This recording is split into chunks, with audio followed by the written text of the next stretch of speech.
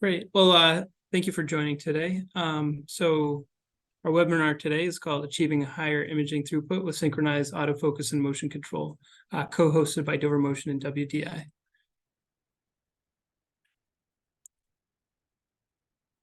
So just before we get started, a little bit about both of our companies. So Dover Motion, we're focused on precision motion axes, X, Y, and Z, especially for microscopy applications.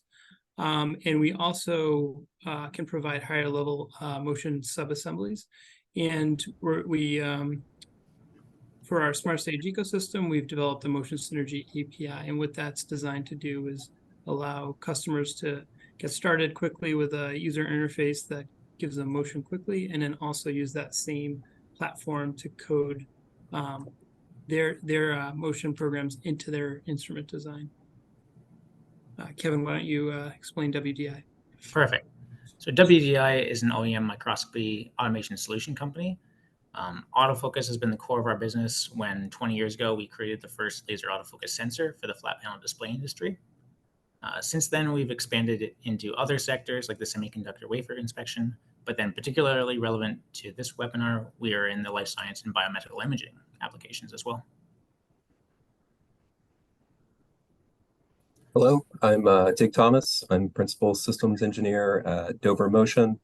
My educational background, long ago, I did my undergraduate in biomedical and electrical engineering, my master's in electrical. After that, I spent 10 years in Silicon Valley working with various startups, mainly focused on carbon nanotubes for materials and display applications. Moving on to semi instrumentation and metrology. I'm currently in my 9th year with Dover Motion, serving as systems engineer. And I'm Kevin. I work for WDI. So I did a physics degree at the University of Waterloo. I then worked as sort of a software verification engineer for a couple of years. And then I've been at WDI as an application engineer for about 5 years now, working with our customers to find solutions for everybody. Great, thank you. So during the webinar, feel free to ask questions in the chat, and we will be covering those questions at the end. So feel free to please enter those. So our agenda today, you can see here, basically we're going to go through some application examples for both sequential field, so moving, stopping, imaging, and how autofocus and motion can help you increase throughput for those applications. We'll be talking about well-to-well, slide imaging, flow cell imaging as well. And we'll also touch on scanning. So if you need to do imaging and focus adjustments on the fly while you're scanning, we'll cover those applications as well. So the main topics here today are about life science applications. So for many life science applications, you guys require fast and accurate autofocus and motion in challenging conditions. So we're going to explain how together the PFA dot sensor from WDI and the Dover DOF5 stage, as well as their smart stage, which is XY, meet the demands of the challenging applications.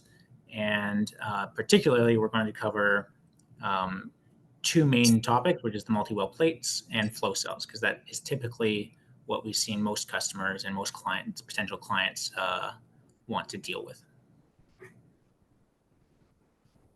So in terms of different types of autofocusing, there's sort of the pre-map where you take time before you process your sample. And typically with a contrast vision-based system, you go through and map multiple points on a wafer or whatever your sample may be. This is fairly time-consuming, takes some data crunching. It's fine if your process takes 4 hours, like for a wafer or something, and you have 10 minutes at the beginning. It's not really a big throughput hit. But if you do need something that gives you higher throughput, the best choice is really to go with on-the-fly, real-time autofocusing, where as you're moving along the sample, you're following the surface and focusing with real-time autofocus.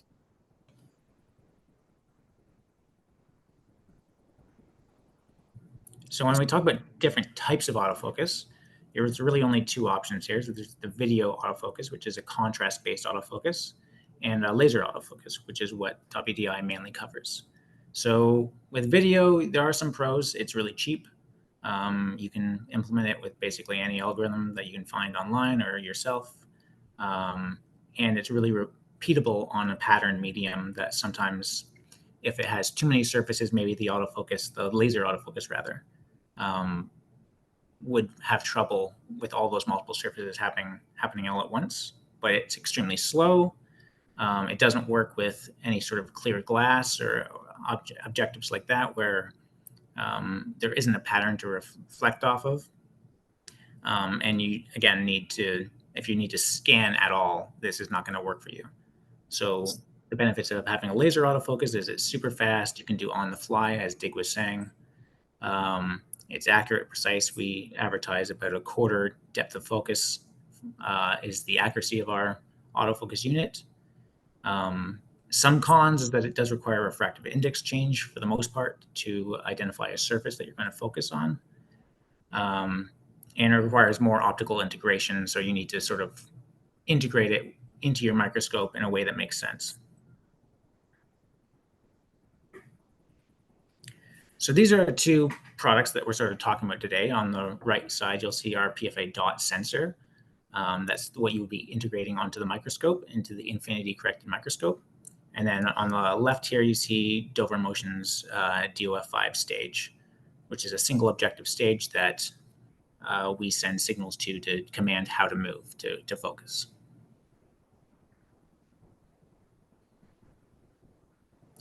So the principle of operation for our sensor is it's a through the lens triangulation to determine the distance and direction to focus.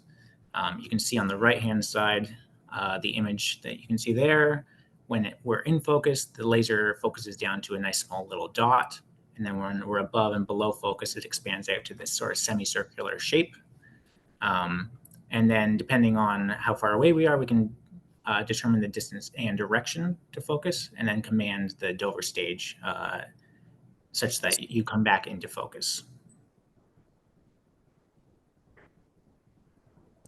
So these are the sort of mock-ups of the samples that we might be interested in. So these are some sort of cross-section of a flow cell and then sort of a cross-section of a typical multi-well plate. How challenging each of these applications is to have reliable autofocus is influenced by a couple things like I've listed here. So the numerical aperture of your objective lens has a heavy influence on how we identify surfaces and whether or not we detect the wrong surface by accident or not. How large the refractive index change is between those surfaces can have an effect. And then when you're scanning into multiple planes of interest, as you can see on the right side there with the multi-well plate, I've sort of drawn these two red lines within each well, and that sort of represents floating medium or floating biological bacteria or biological samples that you might want to image, and they aren't directly on that glass water refractive index change surface. And so depending on how deep into the well you need to go and the numerical aperture of the lens, etc., that can pose a challenge. So in this slide, I'm going to explain what we're looking at here. This is a screen from our autofocus console. So we have a software console that is mainly used for initial setup of the device in terms of aligning the system, but also to determine what sort of focus and what sort of sample we're looking at. So in this particular example, this is not a biological sample, but the surfaces are nice and far apart, so it's easy for me to teach people how to read this graph. So in this particular example, I have three surfaces that the autofocus sensor identifies, the PFA dot. We have the first, second, and third surface, and those surfaces are identified by when the yellow line here crosses the x-axis. Of particular interest here that I want to note is where I've identified the second surface capture range, and that's sort of between about -300 microns and +800 microns. And so what I mean by that is that if you were to have the DOF5 stage at, say, 600 microns, and you were to activate the autofocus, you would come back to that second surface of interest. And that's your, let's assume that your second surface is the one that you want to focus on. Outside of that range, so let's say you're up at 1,000 microns or a millimeter away from your focus position. If you were to select autofocus there, then you would travel to the third surface. So it's these sorts of problems that we try to solve through software and identify what surfaces we want to see and what surfaces we are seeing. So moving on to this slide, this is of a flow cell. So on the top, that where I've identified the top surface, that would be your first glass air interface. If you're imaging from the top, the first surface I've identified is sort of that first glass water interface, and then the second surface being that second glass water interface, so inside the channel of that flow cell. So you can see how in this application, the distances between that first and second surface are a lot smaller than we saw in the example that I had before, just to illustrate the point. So it's these types of challenges that we like to solve, and we'll be identifying that a little bit later. So these are the types of things that we use in software to help someone detect and stay on the correct surface. So the first thing that we might try is lowering the laser power. So what this does is it minimizes the signal from the undesired surfaces. Now you might be thinking that it also minimizes the signal from the desired surface, and that is true. But once we've locked onto that desired surface, having a lower laser power doesn't matter as much, and it helps you stay on the right surface. Another thing we can do is set motion limits. So the nice thing, especially with Dover, with the DOF5 stage, is because it's an encoder-based system, we can set really soft limits on the DOF5 stage such that it can't be moved past a specific encoder position. So if your surface is at, let's say, plus 100 microns on the encoder, and your surface that you don't want to go to is, let's say, 300 microns away, then you might set the motion limits to about 150, such that you can't move past and start detecting that wrong surface. Something else we can do is change the linear range, which is basically just minimizing the area of the sensor that we look at internally in our autofocus sensor. And that can help such that we don't even see a surface. And you're going to sort of see that later. In another slide, I do something else, and I can show you how that might relate to that. The fourth thing here, which is AY freeze range percentage, this is the only one that applies only to the scanning applications. All the other ones apply to both scanning and stop and go applications. So with the freeze range percentage, I would think of it more as like a moving average of the motion limit. So if it starts detecting some signal that wants to send the autofocus off to a far distance, we're saying, just ignore that part and just stay locked on the place you are right now.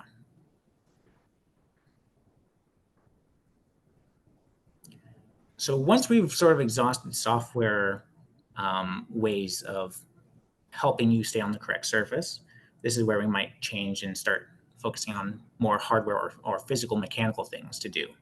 So the first thing I'll talk about here is purposely misaligning the sensor.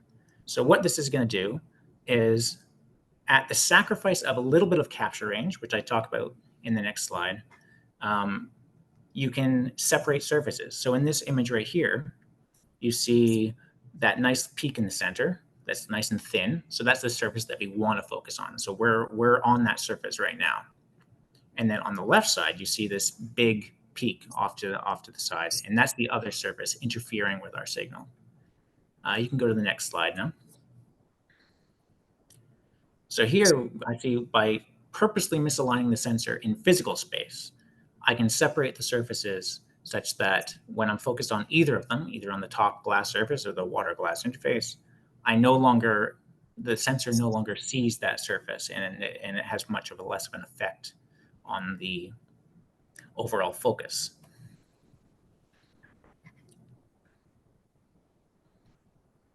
So the second hardware thing that we can do is called C-Sync. So this is an optional digital input, which temporarily disables the laser and the autofocus when it is asserted.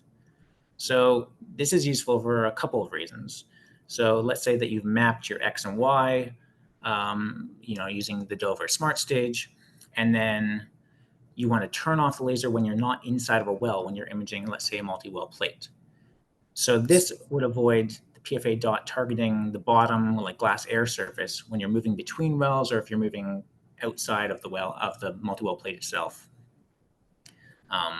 Furthermore, with like a flow cell, same thing. Let's say you have it all mapped, you know exactly where your channels are and where the edge of the flow cell is. So you want to avoid accidentally targeting the top surface, not the glass water interface, when moving between those channels or moving off the flow cell to, let's say, another flow cell in your process.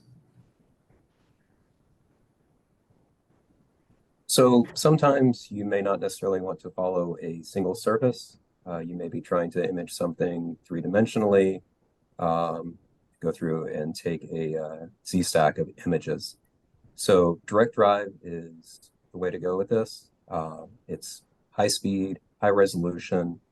Another great advantage of direct drive is you get a nice travel range. You're not limited to a few hundred microns. There really is no limitation. So what we have here is the Dover's Smart Stage Z50 with counterbalance. And shown on the left is basically a typical illumination integration period for the image, our stage steps, there's download and repeat. But as you can see, the Z-stage move time is almost insignificant compared to everything else.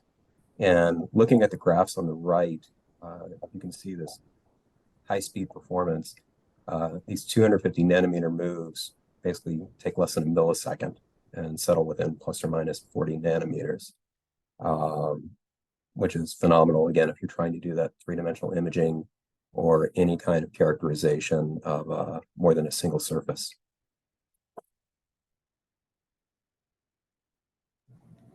So in this slide, we're talking directly just about multi-well plates. So we talked before about how maybe freeze range percentage or motion limits can help you.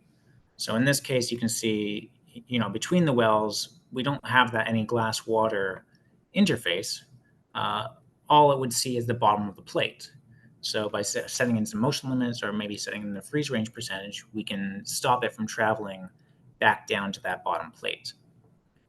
Something I didn't mention before, but I touched on at the beginning, is how you might have multiple planes of interest within that multi-well plate or within any other biological sample that you have, where things aren't necessarily at the exact same plane, and the depth of focus of your objective is so small that the biological material needs to be imaged in multiple planes to have it happen. And I think Dig is going to talk about Z-stacking and that sort of stuff here. But if you were to want to scan across that same region of interest, then this is where we might introduce a different Make Zero location. So Make Zero is basically a training program where we say, I know that this is not the best focus that our laser thinks, but we're going to tell you that this is actually what we want to image. And that allows us to lock on a plane of interest that isn't necessarily at the refractive index plane. That being said, there are limitations on how far into the well you might be able to do that, and that's mainly dependent on the numerical aperture of the objective itself. But it's just one more tool that we use to get the results that our clients need.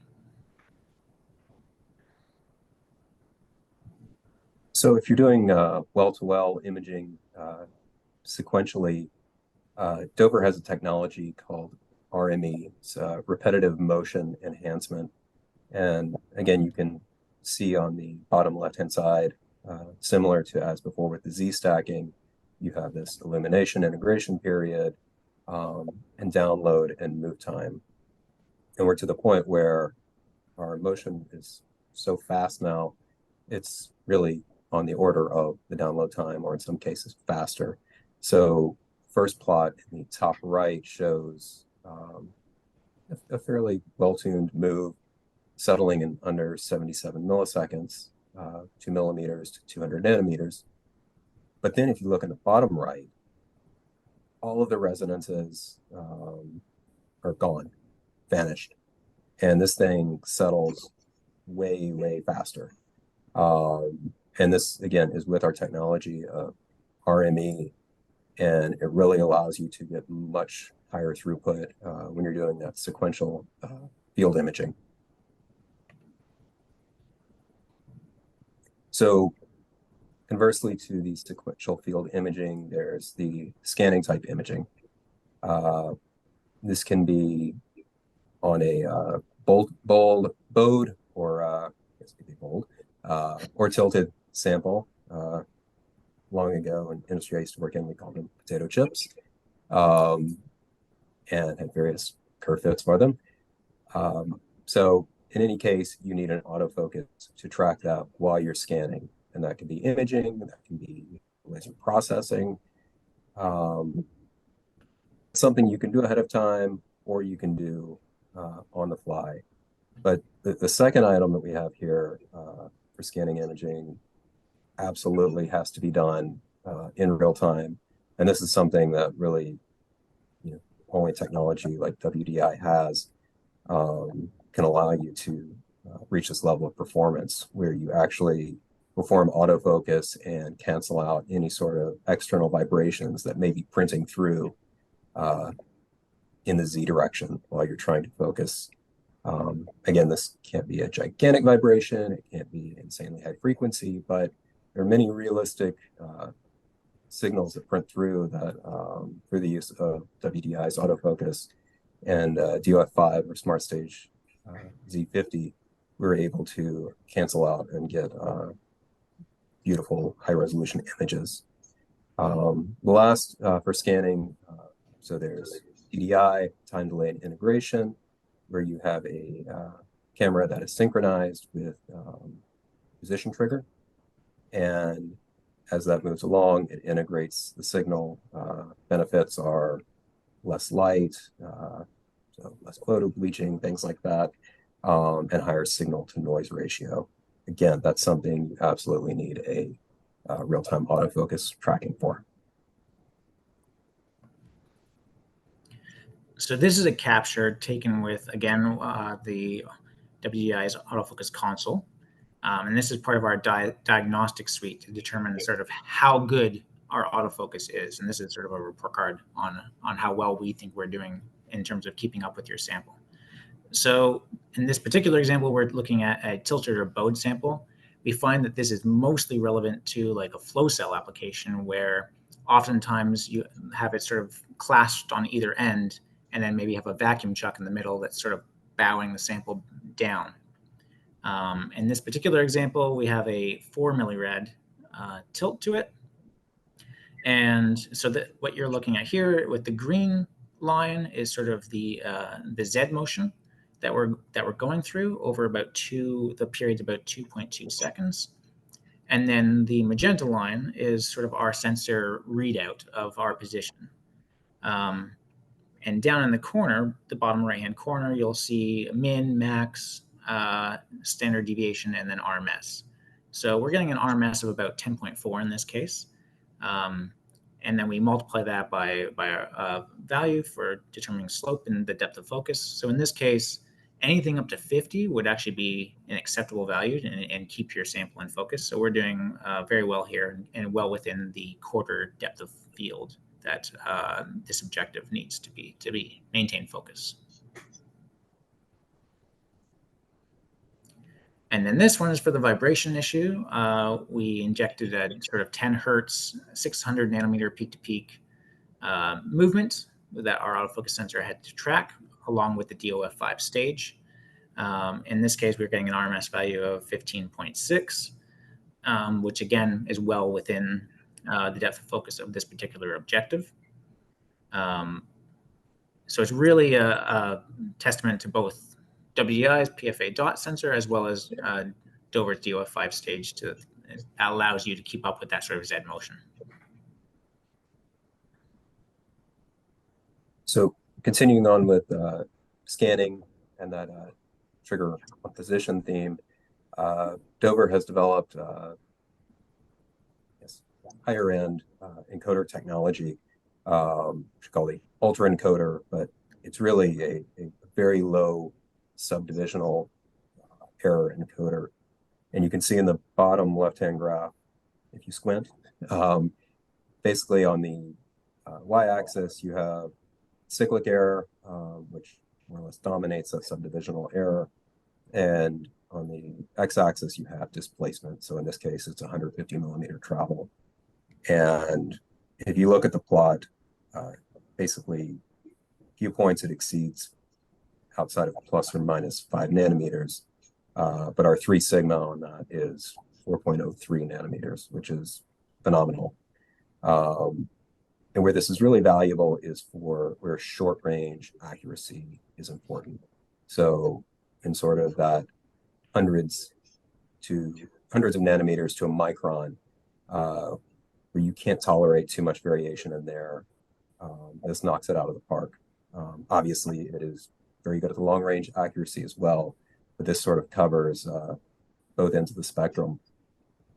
And again, where there's value in this is for this trigger on position type technology, which again can be for cameras where you're sucking in photons, or lasers where you're firing them out.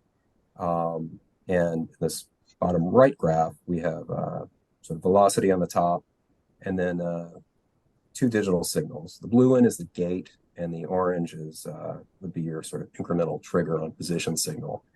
And this gate signal is useful for some customers to tie into either laser shutter, laser gate, illumination, and then they're able to acquire their images once they have their illumination on. And again, this is advantageous. You don't leave the light on all the time. You're using laser illumination, and it can also help prevent any photo bleaching.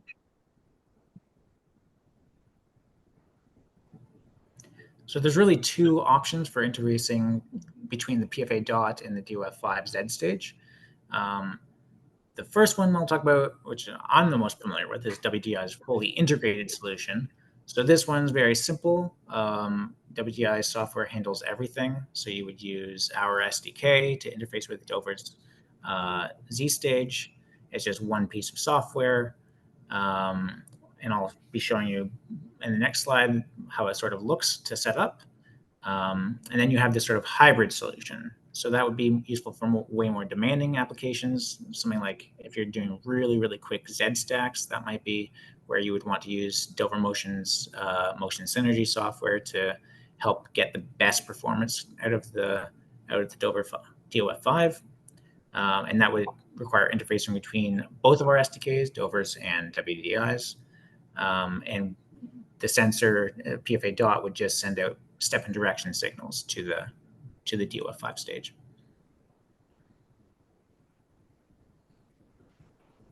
So this is sort of what our system configuration looks like if you were to choose the first option, where we interface directly with the DOF5.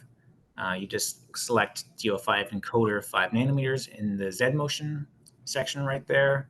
And then over in the DOF5 panel right here, the DOF5 stage has hard stops. And so you can configure those hard stops any way you want, up to about 6 millimeters of travel total. And then we handle all the limit calibration for you, just you calibrate limits, and then that gets saved into the sensor.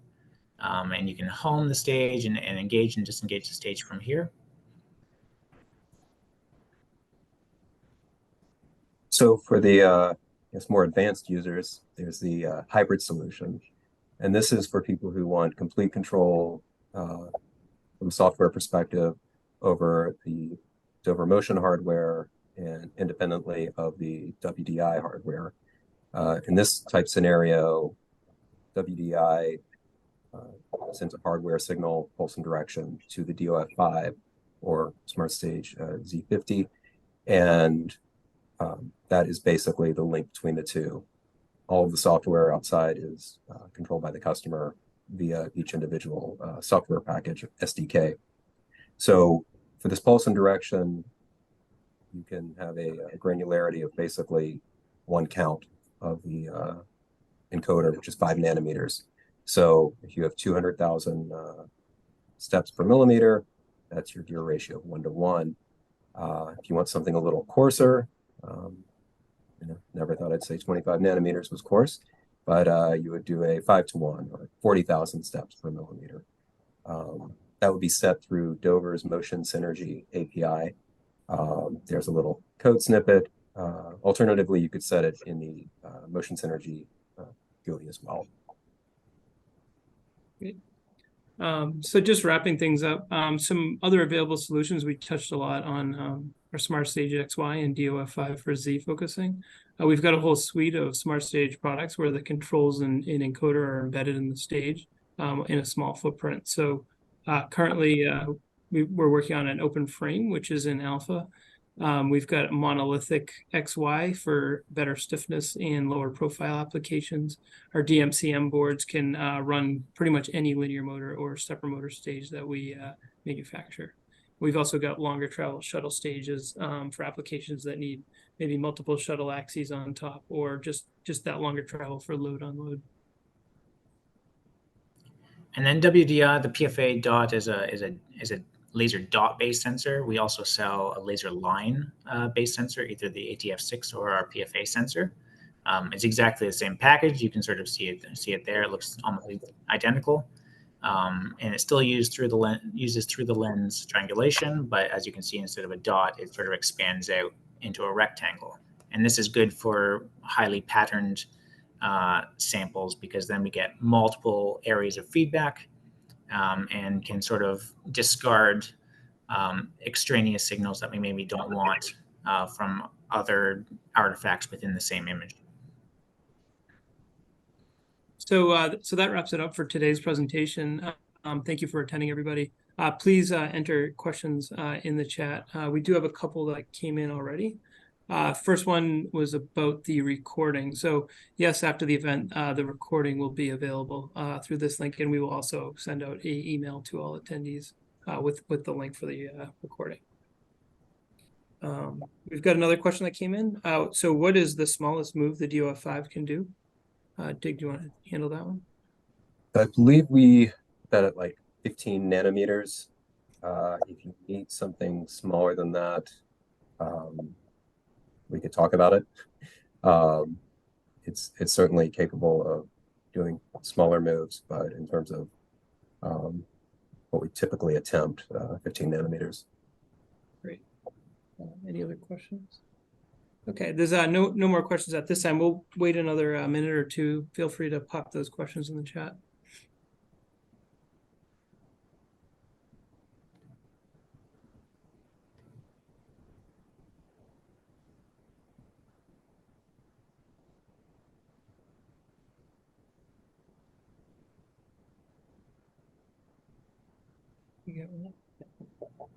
We've got another one here. So what would the advantage be going from the WDI ATF4 to the PFA dot? Right. So we have a really high increase in response rate. So we're going from 1.2 kilohertz to 8 kilohertz. So in that case, we're getting a lot faster and more reliable signals back. So we can increase our throughput and increase the way that we analyze the signals. Great.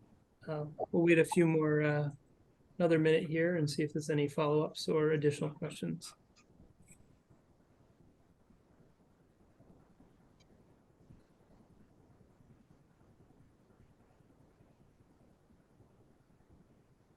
Okay, with that, it looks like no more questions coming in. So thank you, everybody, for attending, and look forward to future webinars. All right, thanks, John. Thank you very much.